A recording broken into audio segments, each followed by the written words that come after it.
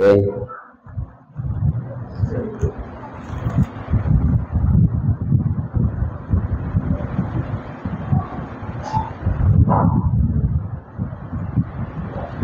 Ito na lang.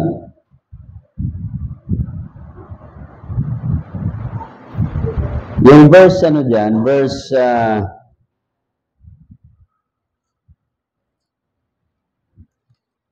yung verse 50, nalagay dyan. I am come to send fire on earth. Ba? Apoy, kapadala ng Diyos. Okay? And, sabi dyan, pagdating dyan sa verse 51, suppose ye that I am come to give you peace on earth? I tell you nay, but rather division. Ang tanong natin dito, bakit yung Diyos natin, dapat siya ay Diyos of order, God of peace. How come, dito sa verse na ito, division. Kita niyo, di ba? Division. Sabi dyan, suppose ye that I am come to give peace on earth? I tell you, nay. No. Hindi. But rather division. Kaya sa pamilya, wala akong perfectong pamilya. Pamilya niyo ba perfecto? Amin hindi. Oh, hindi perfecto. Pamilya namin hindi. Oh, nagtatalo kami ni Mrs. Minsan, kaaway ko yung mga anak ko. Minsan naman, away ko ng mga anak ko. Minsan naman, ako ang nangangaway. Di ba? Oh. Nung maliliit pa sila, sabi ko, ang kukulit nyo. Ngayon lumaki sila, ang sabi nila, ang kulit mo dad. Ako lang makulit. Baliktad na eh. Di ba? Kita mo yan? Mabaliktad na eh. So dito division. Bakit division? Because time will come, yung anak natin, mga anak nyo, hindi naman yan kaparihan ng isip nyo. Nakuha nyo, di ba? Hindi kaparihan yan eh. Pero ang point dito ng Panginoon, bakit division? Kasi sa pamilya, mayroon talagang kumikilala sa Diyos, mayroong ayaw. Nakuha nyo mga kapatid? Ako lang, blessed lang ako na yung tatay ko, tatlo sila magkapatid, yung tatay ko nag-decide na maglingkod sa Panginoon. Tumanggap sa Panginoon. So, lumalaki kami, ayun, naakay kami na pamilya. Di ba? Naakay kami, pamilya eh. So, yun po yan. Tapos kami naman, naakay namin yung mga anak namin. Influensya po yan. Di ba? Influensya. Kaya dito ngayon, meron tayong tinatawag na be a good influencer. Kita nyo, alam nyo, nung 1944, 42 to 44, Second World War, magiging kayo may idea, yung mga kabataan ng araw na lalaki, 16 years old, 17 years old, dinadaya nila yung kanilang edad. Ginagawa nilang 18 years old para sila ay makapasok doon sa gera. To protect our country. Yung mga young people noon, ng mga 17, 16 years old, dinadaya yan para sila ay makapagira. Mga lalaki yon. Ngayon, yung mga lalaki, dinadaya na nila yung sarili nila at nagpanggap na babae para bugbugin yung mga babae. At nananalo sa Olympic. Di ba? Oh, nananalo sa Olympic eh. Wawa naman yun. Oh. Kita nyo, di ba? Binubugbog yung mga babae. Kasi kahit sabihin mo ano yan, transgender yan, lalaki pa rin yan eh. Oh. Yung isang sinabihan ako eh, ikaw pastor, outdated ka. Sabi ko, ganun ba?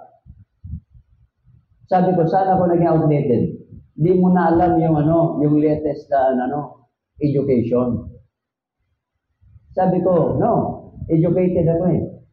Gusto mo ng prueba? Science? Oh.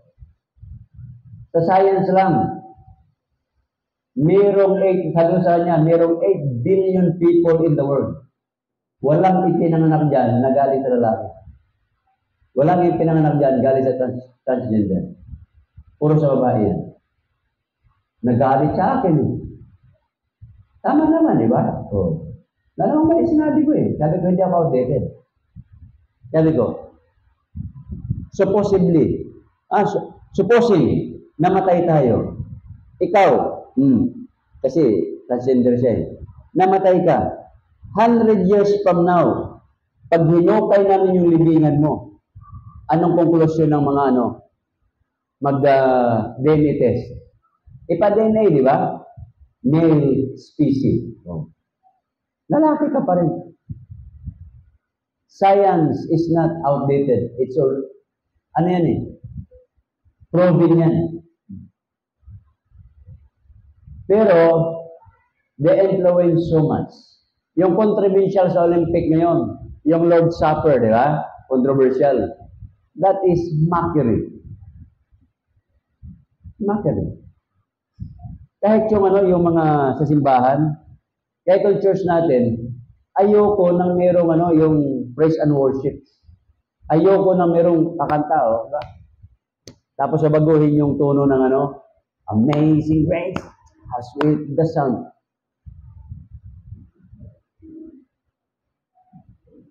Ano ba ang pagkakilala mo sa Diyos? God is holy. Di holiness ba yung ganun?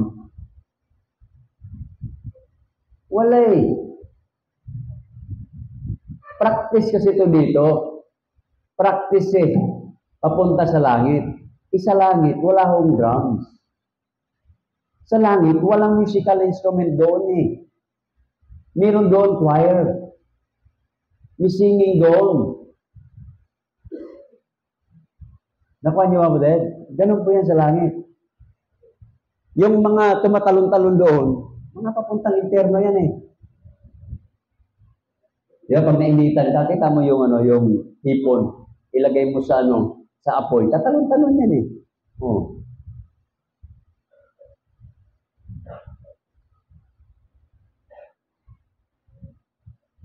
Yung sa kilometer 1 sa Surigao, di ba may diskuhan dyan? Kilometer 1, sikat na diskuhan ng araw. Nakalimutan ko yun eh. Kami po ang nakasira ng stage noon. Saka katalon-talon namin dyan, di ba? Bagsak yung stage eh. Oh. Kayong yugan, no? Yung lahat ng sa Surigao, yung mga doon, yung GJM, doon sa may Tondo. Oh.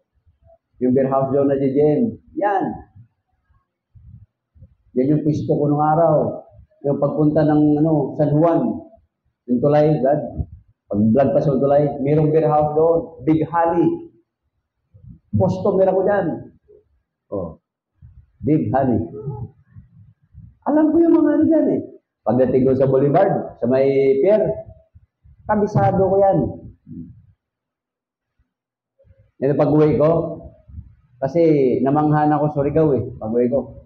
May mga mall na kasi, may Gaisano, sarap na may McDonald's na, may Jollibee na. Meron ng mall, iba na yung terminal. Pagbaba ko, pambihira. Syudad na nga pala talaga ito. Talo pang Kaintara ito eh. Sabi ng tricycle. Tricycle, sir, tricycle. Iikot kita sa saan ba gusto mo? Sabi ko, taga rito ako, tapos utakan ako ng mga to. Umarang ako ng yung jeep natin na maliit, di ba? Para ko. Walang pasahero. Sabi ko, saan ka ba, Brad? Hanggang ikot ako, hanggang sa Boulevard. Okay. Sige, iikot mo ako. Kwentuhan mo ako. Kwento siya, kwento, di ba? Mga dinagdag, kwento. Laikot, dadaan na siya. Hanggang sa Boulevard. Sa dulo. Spina. Ikot siya. Ikot.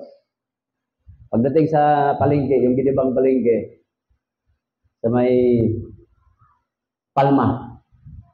Palma, di ba? Yun. Sabi ko, dito na ako ba sa Palma? Ito yung paborito kong tindahan ng araw. Binigyan ko ng 100. Tuwan-tuwa eh. Kung tricycle ako, di tinaga ako nung araw, di ba? Tinaga ako. 100 lang. Sukli, sir, 13 pesos lang. Hindi, sa'yo na yan. Tuwan-tuwa eh. Oh, ito mo yan. Huwag ka mo maloko. So, influence mo ba din? Ngayon, ang influensya natin, paano natin makuha yung influensya natin? Dati-rati sa radyo, television, ngayon sa mga cellphone natin, social media. Ang bilis ng impluensya. Di ba?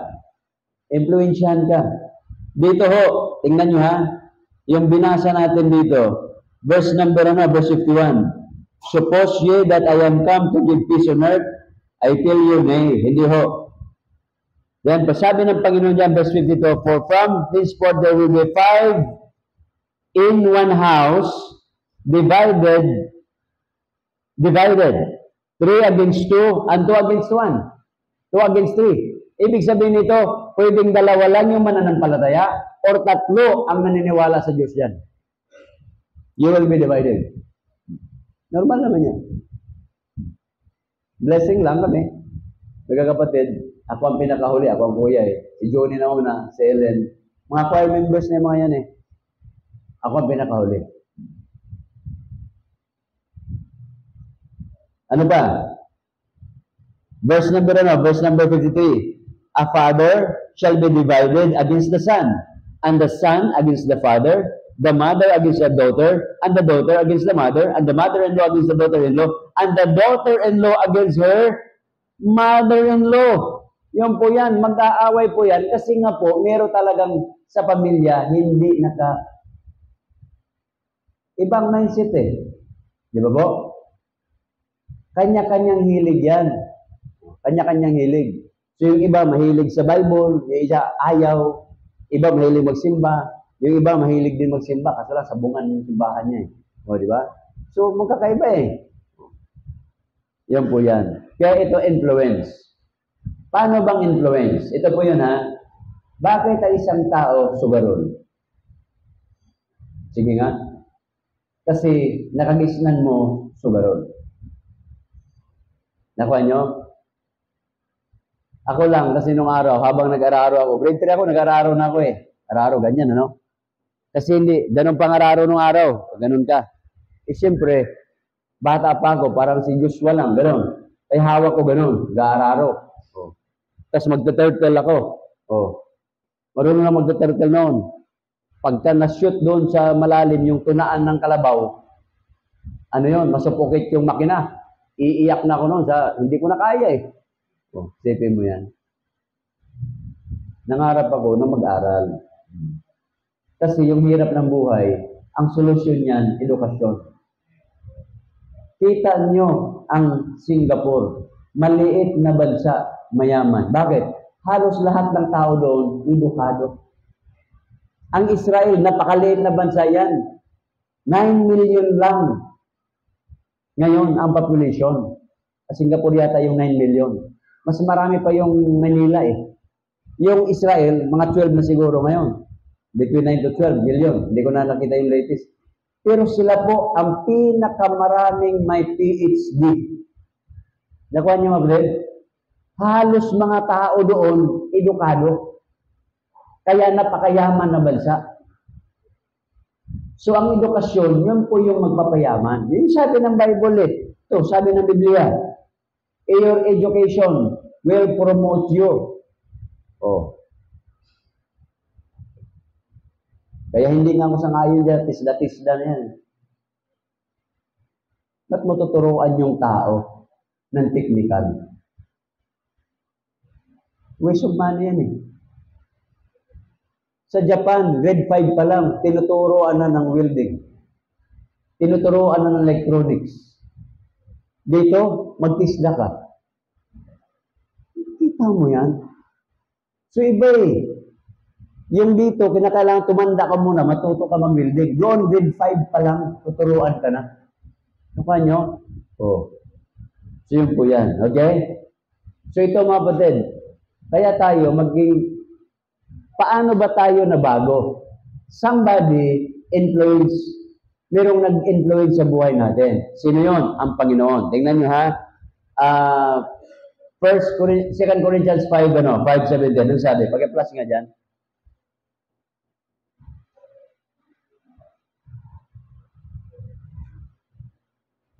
First Corinthians. Therefore, if any man be in Christ, sino naka-influensya sa'yo? Si Kristo. Anong mangyari dyan? He is in new creature. Pag ang Panginoon Kristo na sa puso mo na, our Lord Jesus Christ, influence your life. Pag na-influensyahan ka na, anong meron dyan? All things are passed away. Hindi ka nagsisimba dati? Wala yun. Dati na yun. Nagmumura ka dati? Lipas na yun. Di ba? Mabisyo ka dati? Lipas na yun.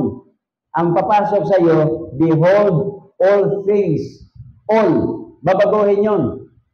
Are what? Become new. Oh. Bago yung kakanta ka ng ng sungbok. Dati-rati ang kanta mo, iba eh.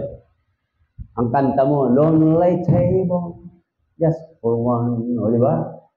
Mga kanta mo nung araw, kung liligaya ka sa piling ng iba. Ngayon, di ba na? Bago na yung music mo, ligaya ng buhay, kung kilala mo si Kristo. Alam niyo pagkakaiba, di ba? Meron pagkakaiba eh. Oh. Mga lalaki nung araw, pag manligaw, di ba? You are the queen in the kingdom of my heart. O, di ba? Mga ganun eh. Ngayon, hindi na. Babaguhin yung music mo. Babaguhin yung isip mo. Babaguhin yung pinupuntahan mo. Because you are influenced by our Lord Jesus Christ. Diba? Naka-influence siya eh. That is called the most powerful influence you have. Yun, pinaka-the best. Bakit? You are sealed by the Holy Spirit. Tinanggap mo eh. Sinelyuhan ka ng banal na Espiritu. Kita nyo, di ba? Yan. Ano ba? Sa mundong ito, tingnan nyo, how the Western culture naka-influence siya sa atin. Paano? They influence you through the food, pagkain. Kahit saang lugar ka ng mundo, merong love ko to. Ano ba yun? Ha? O yun, lagi kayo doon eh.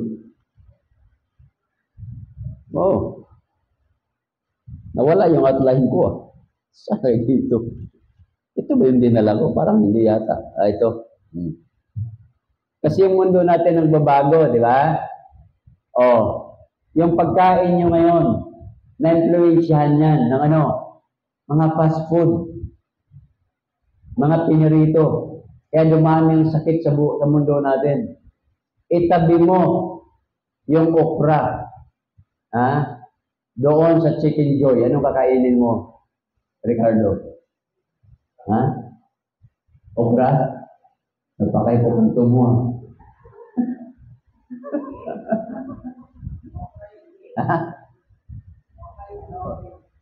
Kahit naman siguro ako, ibigay mo sa akin yan, ako kunin ko muna, Chicken Joy, di ba? Tapos pag nakain mo na, sa kakakuha ng gulay, pang-balanse. O, di ba? Kaya, wala eh, no choice eh. Kita nyo kahapon, dami na yung pagkain. Puro kontra sa akin eh. Ang gagawin ko dito. So, mamili ka ng less. Yung hindi gaanong kalaban. Yung po yan. Kaya kagabi, hirap na hirap ang matulog. Sabi ko, pambira. Influensya of this changing world. Tingnan nyo. Si David. Anong ginawa ni David? A young boy called David became an instant influencer. Instant influencer. Paano? Nung nag-viral siya, pinatay niya si Goliath. Viral yun eh. Sipin mo, pambira. Ano lang, yung tirador lang sa atin, di ba? Tirador lang, patay. Kung ngayon nangyari yon, grabing sikat ni David. Isipin mo, na-conquer niya yung higante, di ba? Oh. Kita mo yung tao ngayon pag nalulunod, nung araw, sinasagip ngayon, binibidyo muna, di ba? Patay na yung tao, binibidyo pa. Oh. Yung mga aksidente dyan sa Marilake, nagbibidyo yung mga tao. Ayan, lumipura, aswimplang, di ba? Oh. Pagkasimplang, sasabihin, huwag ka munang tumayo, wala pang 1 minute eh. Pambira, no? Kasi nagbibidyo eh. Oh, di ba? Content nila yun eh. Namimilipit na yung tao, hindi pinapatayo kasi hindi pa tapos. Kinakailangan umakto muna yun. Mamamatay na yung tao eh. Grabe ngayon grabe yung influensya ng social media. Solomon, one of the great influencer in his time, never went to war. Hindi siya nakipaglaban. Yung tatay niya nakipaglaban, influencer yon. Pero siya, wala siyang gera na nilabanan. Pero anong influence niya? But influence his word with knowledge and wisdom. Na-influence niya hanggang ngayon, dinabasa natin, Proverbs, Ecclesiastes, and Song of Solomon. Because of his knowledge. Oh. Ngayon, para mag-viral ka, yung mga tao viral, naghubot-hubad. Tatakbong hubot-hubad, mabidyohan, viral. O, di ba? Sipin mo yan. Kakain ng lahat. Meron na nga kumakain ng daga eh. Kakain ng ipis para mag-viral. Kakain ng ahas para mag-viral. Nang bumukbang, patay na. Yung mga nagbumukbang dyan. Kakain eh. Nagsimula ang i-slim. Di ba? Ay sa China, di ba? O, pinagbawalan na yun eh. Allah, sige. Isipin mo ang kinakain 10 kilong karne. Oh, paano namatay? Hindi kaya ng bituka. Sabog-sabog yung bituka. Isipin mo yan. Para lang maraming views. Si Moses Mabadel influence Joshua. Elijah, nabanggit kanina, influence Elisha. Si Paul, na-influensyahan si Timothy. Ikaw, sino na-influensyahan mo? Ha? Pag nag-backslide ang tao, nakaka-influensya yan. Sabi ni Pedro, I'll go a fishing. Ayun, na-influensyahan niya yung mga kapwa niya, backslider din. Kaya mahalaga yun eh. Kaya dapat alam niyo, meron siyang doktor, ang pangalan niya ay si Martin Niemöller.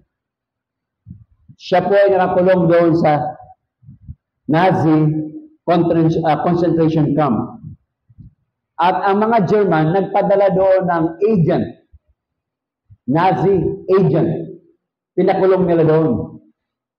Next to the cell of Dr. Martin to influence him of the Nazi doctrine, communist doctrine.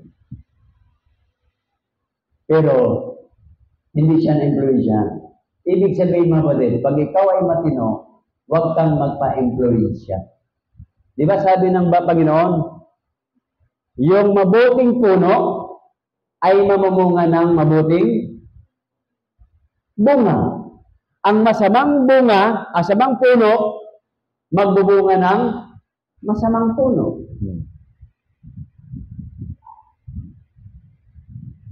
Kaya, yun po yan. Mag-influensya tayo. Human imposed change. Nanalo si Obama. Anong battle cry niya? Change. Lagi sinasabi ng mga politiko natin, political change. Lagi sinasabi ng mga babatas natin, constitutional revision. Change pa rin. Sipin mo hanggang ngayon, mula nung ako'y nagkaisip, lagi na nilang issue yung divorce. Yung constitutional change. Lagi nila sinasabi yan. Binasa ko naman yung konstitusyon, napakaganda ng konstitusyon. Hindi lang talaga na-impose at hindi itinuturo sa eskwelahan. Pag tinuro ito sa eskwelahan, ang ganda siguro. Napakaganda ng konstitusyon natin eh. Meron lang baguhin. Ang tawag doon, i-update lang. Okay? I-update mo lang. Kung sa libro pa, i-revise mo. Pero yung baguhin mo totally, hindi pwede. Social transaction, nagbabago. Dati, barya-barya tayo, pera-pera. Ngayon, electronic na, di ba? Mga Maya, GCash, so on and so forth. Change yan. Naka-influensya sa atin yan. Ano pa? Values are changing. Dati-dati, yung mga bata, nagmamano yan. Ngayon, Yung nanay at tatay na ang pagpasok ng anak, magandang gabi. Dati-dati yung mga anak, pa, aalis po ako. Ngayon, yung mga tatay na at mga nanay na yung nagpapaalam. Nakita mo yan? Oh. Dati-dati yung mga anak, pag umalis, meron pa mga notes dyan sa freezer, di ba? Ngayon yung mga anak, may cellphone na, hindi matawagan. Oh, di ba? Changing world. Ano sabihin? Walang wifi, walang data. Daming gimmick eh. Low bat. Oh, dati. Oh. Kami, natatalo kami ni misis niya. Ano pa?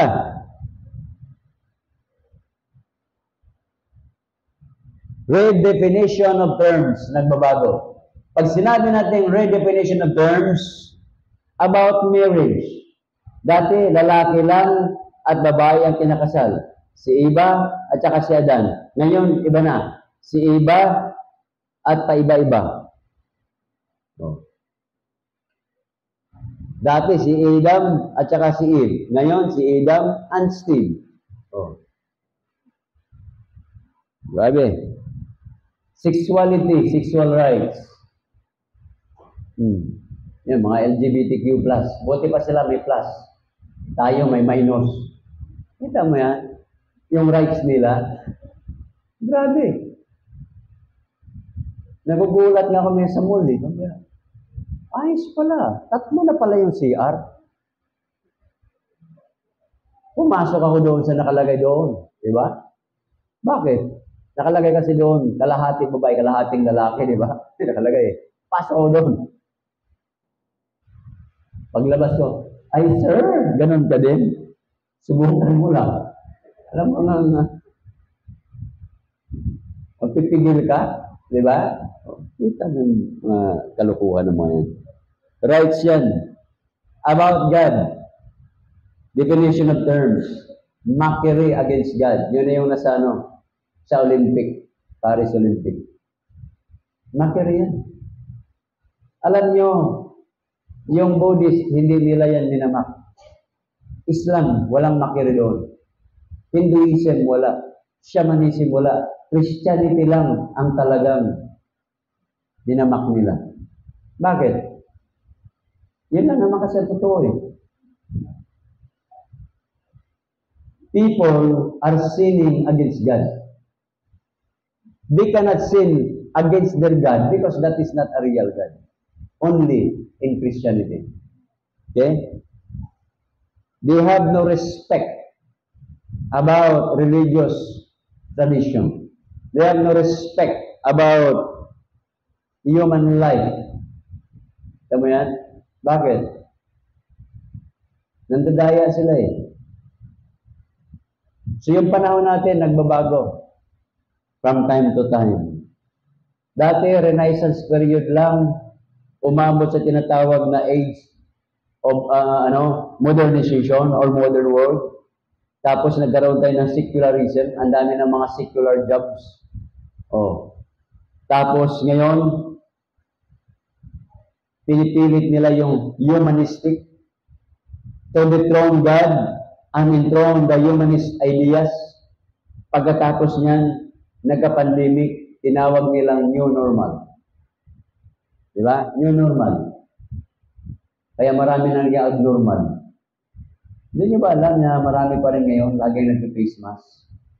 Marami pa rin ngayon ayaw lumabas ng bahay. Marami.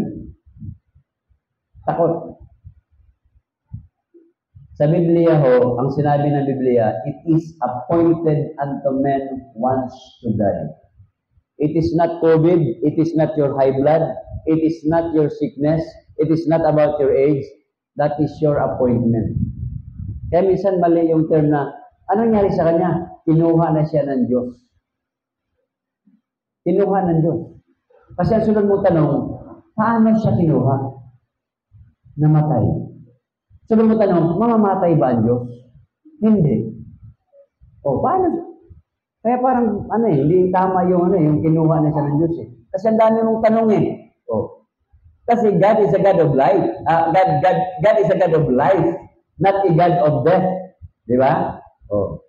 Kaya ang tamang sagot doon, appointment niya yun. Appointed time. Reason na lang yung katandaan niya. Oh, bakit si Enrile? Mag 101 na yan sa February. Nakuha nyo? Kaya sabi ni Enrile, sabi nila, life is short. Parang hindi naman. hindi naman daw eh. O, tama, di ba? Hindi pa niya appointment eh. Hindi pa appointed time eh. O. Yung iba nahulog sa 6th floor sa Makati, di ba? Bagsak. Buhay. Yung nadulas sa CR, patay. Nadulas lang. O, kita mo yan. Yung iba, nagkabinangga yung motor sa binangga ng bus. Aba, 7 ikot yung motor. Buhay. Yung isa naman, nasagi ng ice cream, patay. So, yung ice cream, titinda na ice cream, masagi lang, patay eh. Oh, sipin mo. Ang kamatayan, walang pinipili. Ako, nakita ko na napatay mismo dyan sa Rosario Riders. Jeep na wala ng preno. Ito yung tigil eh, van. Dumaan yung security guard. Tumatakbo yung jeep o walang preno. Ito namang guardia. Uso pa, sino yung yung tawag? Yung Walkman. Busina, pag ganun pa. Sapul yung paa niya. Di ba? Yung impact ba? Di ba? Idalawang paa mo, tatamaan niya ng bumper to bumper. Durog buto mo dyan. Pagkadurog ng buto, ipit siya, ano kasunod doon? Babagsak siya una ulo. Basag yung ulo, patay. Walang kakwinta-kwintang kamatayan. Samantalang sa tropical, may binangga ng jeep dyan, lipad yung tao, security guard din. Suka-sukay, kasi lasing eh. Dinala namin yung sa may Marikina. Aba, pagdating doon, sabi niya, nasaan ako? Sabi namin, nasa hospital ka. Uwi na ako. Buhay eh. Pero lumipad eh. Sipin mo yan.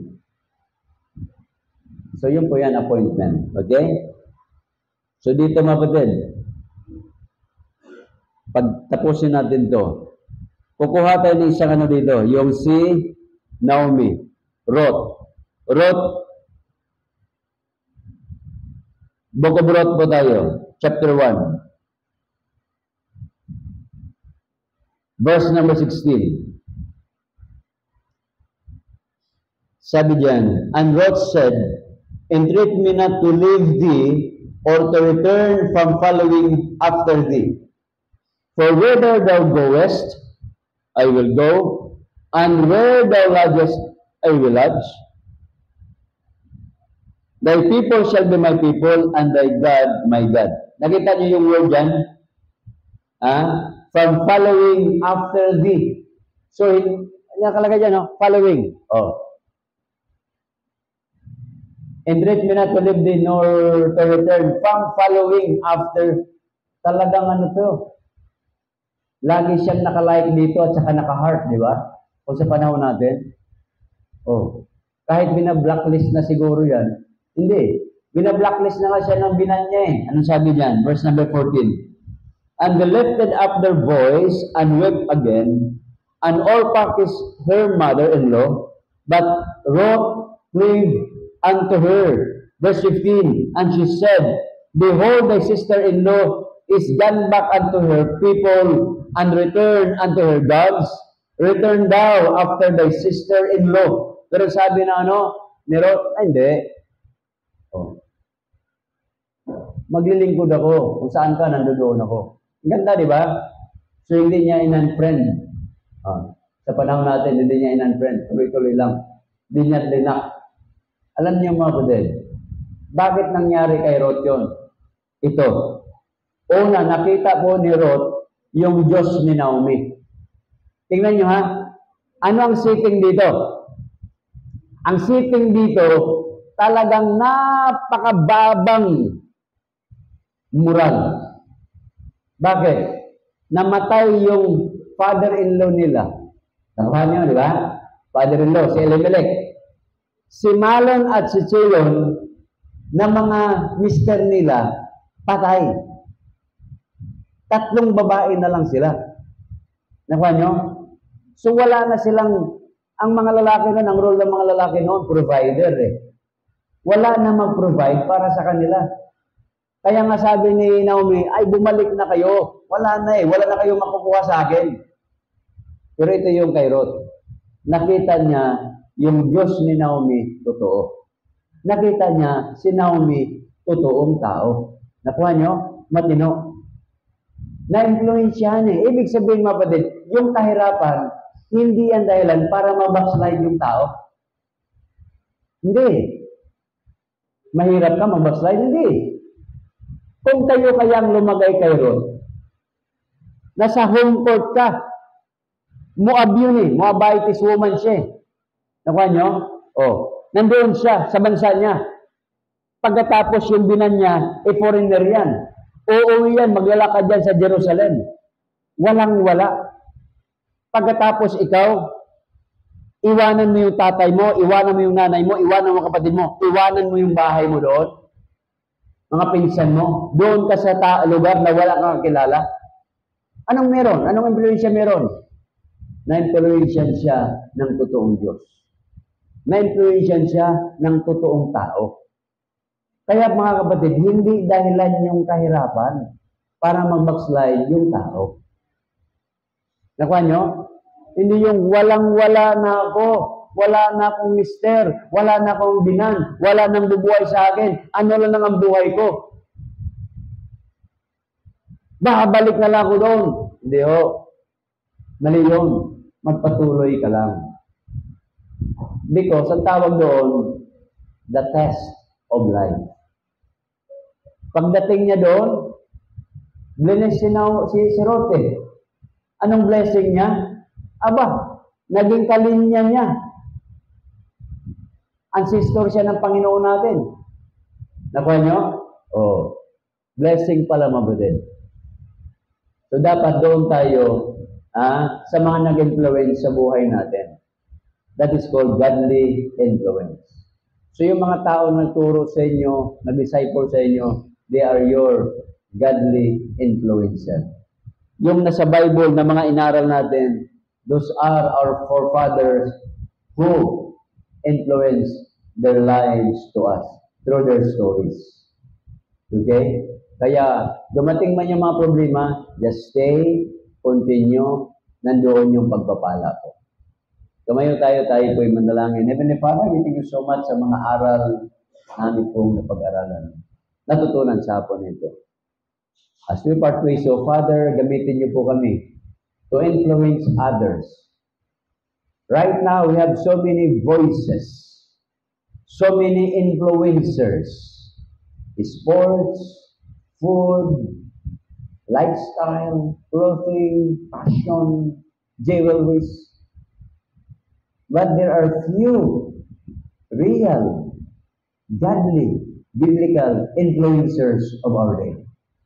Help us, O Father, na yung pagiging faithful ng bawat isa, yung pagiging pananampalataya ng bawat isa, we could influence others with our lifestyle. Gamitin niyo po ang bawat isa sa amin ng Diyos to influence other people. So if God has something for you and it's speaking to hearts right now, feel free to come, kneel down, and talk to the prayer right now. Sige po.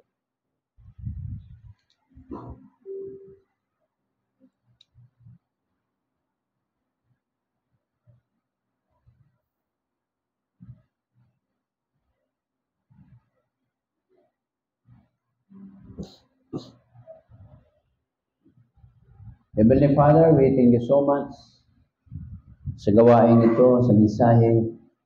I pray, pagpalain niyo po yung mga anak ko. Sa aming pagsamantalang pag-iwalay, ingatan niyo po kami sa pamanan at grasya. Makita niyo na tapat kami naglingkod sa inyo hanggang sa kalang pagbabalik. Mga nanghina, palakasin, nakaramdaman, pagalingin, and bless niyo po ang mga anak po ninyo. Make them millionaires. Bless their work. Bless their business. Bless their studies. Change their mindset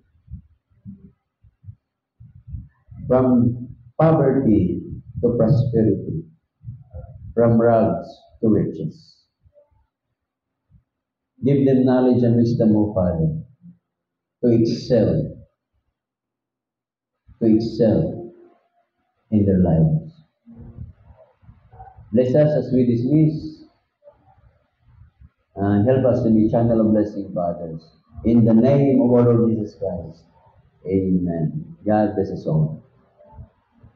Tuwagin natin si kapatid na Harvey para sa ating mag